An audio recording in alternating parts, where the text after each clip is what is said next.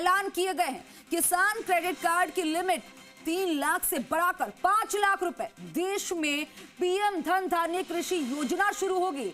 वहीं 100 जिलों में बता दें कि प्रोडक्टिविटी पर फोकस करके सुधार, भंडारण से लेकर सिंचाई सुविधा बढ़ाने पर फोकस होगा। डेयरी और मछली पालन के लिए 5 लाख रुपए तक का लोन, समुद्री उत्पाद सस्ते होंगे और कस्टम ड्यूटी 30% से घटाकर 5% की गई।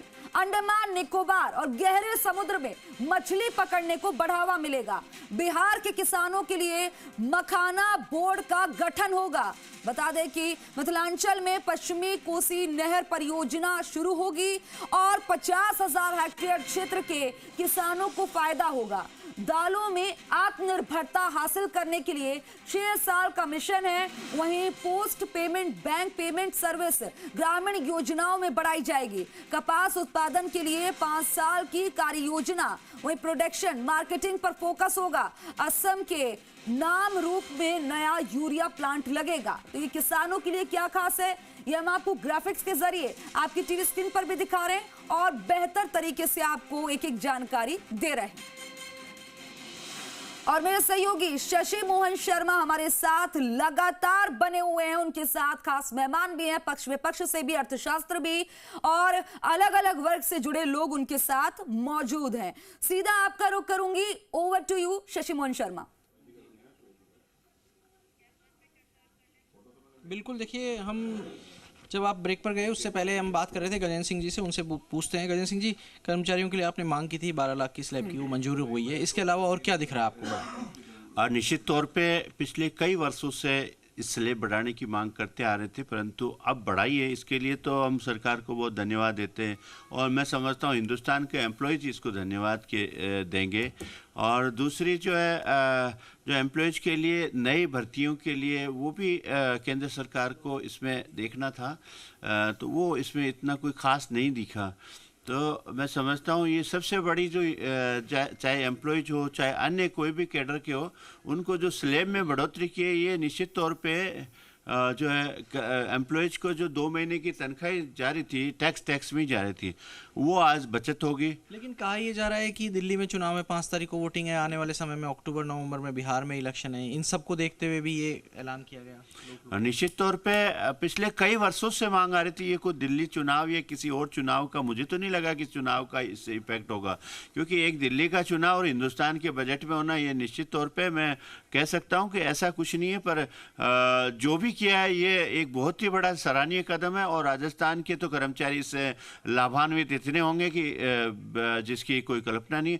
और दूसरा जो हिंदुस्तान की सरकार ने जो, मैं एक और कर्मचारियों की थी कि राजस्थान के कर्मचारियों जो ओल्ड पेंशन स्कीम लागू है, तो इस बजट के माध्यम से ये था कि पीएफआरडी के जो पैसे केंद्र सरकार ने रोक रखे हैं राजस्थान के कर्मचारियों के जो न्यू पेंशन स्कीम वाले, वो रिलीज करने का, या हिंदुस्तान में जो ये अभी यूपीएससी लागू करने की जो हिंदुस्तान ने घोषणा की है, गजट जारी किया बिना किसी सोचे समझे सारी स्थिति को, तो ये इस बजट के माध्यम से मैं समझता था कि इसमें स्थिति स्पष्ट होगी कि ओपीएस रहने वाले ओपीएस रहेंगे, यूपीएस में यूपीएस जाने वाले ऑप्शन होना चाहिए। ऐसा इसमें नहीं हुआ, तो इससे कर्मचारियों की निराशा हुई। परंतु जिस तरीके से साल में हमारे लगभग 1 से 2 लाख रुपए इस टैक्स में जाते थे, उसमें बचत होगी, इससे बहुत बड़ी कर्मचारियों को राहत मिली है। हनुमान जी, युवाओं के लिए क्या है?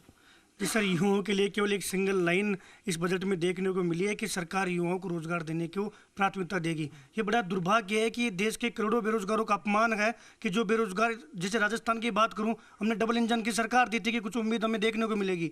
इन्होंने केवल एक घोषणा की है कि हम एआई को बढ़ावा देंगे, 3 एआई सेंटर खोलेंगे और 500 करोड़ का इसमें बजट की बात की गई है।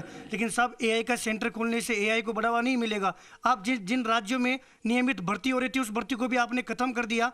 पूरे जो आईटी क्षेत्र है उसको आप ठेके पर लेने की तैयारी हो रही है, जिस प्रकार राजस्थान में भी 17 दिसंबर की अनुशंसा करके 836 पदों को भी ठेके पे दे रहे हैं, जो कि नियमित भर्ती थी। मेडिकल में इन्होंने कहा कि हम 7500 सीटें बढ़ाएंगे।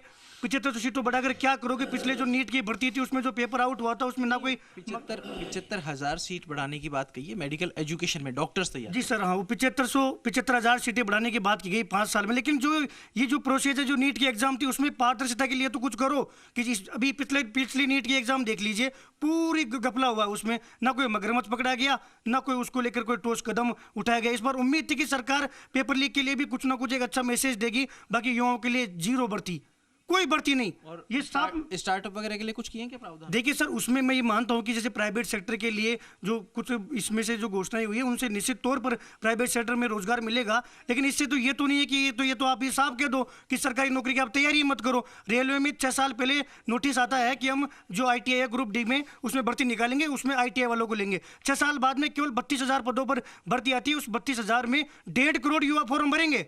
तो 1.5 करोड़ युवा जो अपने परिवार के जो मेहनती पैसे हैं उसको तैयारी में खर्च कर रहे हैं, आप बजट में एक सिंगल लाइन लिख दो कि प्रदेश में और पूरे देश के बेरोजगार जो हैं वो सरकारी भर्तियों की तैयारी नहीं करे। ठीक है मंजू जी, आप इंश्योरेंस सेक्टर से भी आती हैं, आप घर भी संभालती हैं, तो महिलाओं के लिए क्या है, महिला सुरक्षा के लिए, हाउसवाइफ के लिए क्या है, महंगाई रोकने के लिए, और इंश्योरेंस सेक्टर में अगर 100% FDI है तो उसका क्या असर होगा? मेरा ये मानना है कि पिछले 10 साल से ATC की लिमिट में कोई बदलाव नहीं आए हैं, लेकिन अब समय है कि इसमें चेंजेस आने चाहिए, क्योंकि इसके 2-3 फ़ायदे हैं। एक तो लोगों में सेविंग हैबिट्स बढ़ेंगी, ठीक है।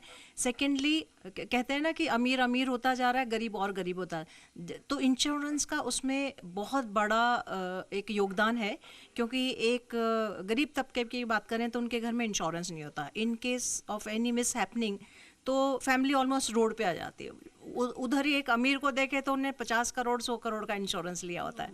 सरकारें देती हैं 12 रुपए में इंश्योरेंस देती हैं। नहीं, वो पर्याप्त नहीं है। देखिए, ये कहने की बात है, तो ATC की लिमिट बढ़ानी चाहिए। एंड यदि हम महिलाओं की बात कर रहे हैं तो जो स्मॉल स्केल जो महिला उद्यमी हैं उनको अभी भी अवेयरनेस नहीं है कि कहाँ से लोन की जो प्रक्रिया है उसको थोड़ा उनके लिए सरलीकरण करना चाहिए।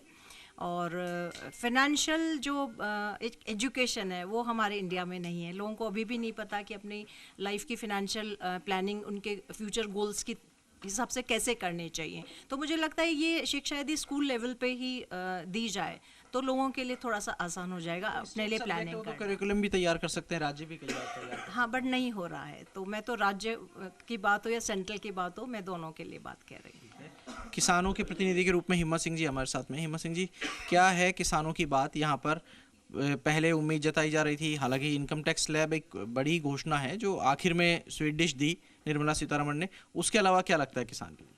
देखिए, किसानों के लिए तो मैं देख रहा था, मेरे हिसाब से जो मैंने सर्च किया तो उसमें तो जीरो है।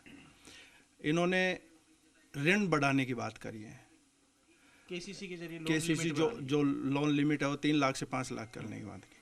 किसान चाहता क्या है? किसान अपनी उपज का वाजिब दाम चाहता है। जो MSP गारंटी कानून पिछले 11 महीने से आंदोलन कर रहा है, दिल्ली के बॉर्डर पर बैठा है। MSP की गारंटी कानून की कोई बात नहीं करी, जबकि मोदी जी ने खुद ने 2011 में जो उपभोक्ता संरक्षण के राष्ट्रीय अध्यक्ष थे और मनमोहन सिंह जी थे, उस टाइम एक कमेटी बनी थी और इन्होंने खुद ने घोषणा करी थी कि स्वामीनाथन कमीशन की रिपोर्ट के आधार पर C2+50 दिया जाएगा और गारंटी दी जाएगी। खूब भाषण दिए, लेकिन अभी 2003 टर्म है, तीसरे टर्म में किसानों के लिए MSP पर कोई एक लाइन भी नहीं, एक शब्द भी नहीं बोला। इन्होंने किसान चाहता है कि कर्ज से मुक्ति, ये चाह रहे हैं किसानों को वापस कर्ज में डालना। तो फिर आप आओगे कैसे? फिर कर्ज माफी की तो बात करोगे? नहीं, कर्ज माफी कहाँ है? हम चाहते हैं हमारे वाजिब दाम में, हमें कर्ज की जरूरत क्या पड़ रही है? किसान को कर्ज तब लेना पड़ रहा है तब उसको उसकी जो फसल का उचित मूल्य नहीं मिल पाता है। यदि उसको उचित मूल्य मिल जाए, MSP की गारंटी कानून मतलब MSP मिनिमम सपोर्ट प्राइस, हम मैक्सिमम नहीं मांग रहे, मिनिमम से मिनिमम मांग रहे हैं। तो मिनिमम जब सपोर्ट प्राइस नहीं मिल रहा है, उसकी गारंटी नहीं दी जा रही है। अभी पिछले दिनों राजस्थान में बाजरा वैसे बजट का हिस्सा नहीं होगा ना, आमतौर पे कैबिनेट तय करेगी फिर संसद में लेकर। MSP की लीगल गारंटी के लोग बजट में आना चाहिए ना, MSP का नाम तो आना चाहिए ना, कहीं नहीं आया। उन्होंने बिहार चुनाव में मखाना बोर्ड, अब बोर्ड किसी का तरक्की कर सकता है। दूसरा ये कि मोदी जी ने कहा 2022 में किसानों का आय दोगुनी कर देंगे, अभी तक ये पता नहीं है कि दुगनी किसानों की आय कितनी है। थोड़ी देर पहले जब धर्मेंद्र जी आए थे तो वो कह रहे थे कि 1,000 रुपए है किसानों की आय। पूरा परिवार किसान का, उसमें बेटा बेटी, पूरा परिवार उस एक फसल के लिए खपता है। तो यदि हम उसकी आय देखें तो 1,000 से कम आती है। तो 1,000 रुपए आप सालाना किसी की आय निर्धारित करोगे तो कैसे काम चलेगा? ये तो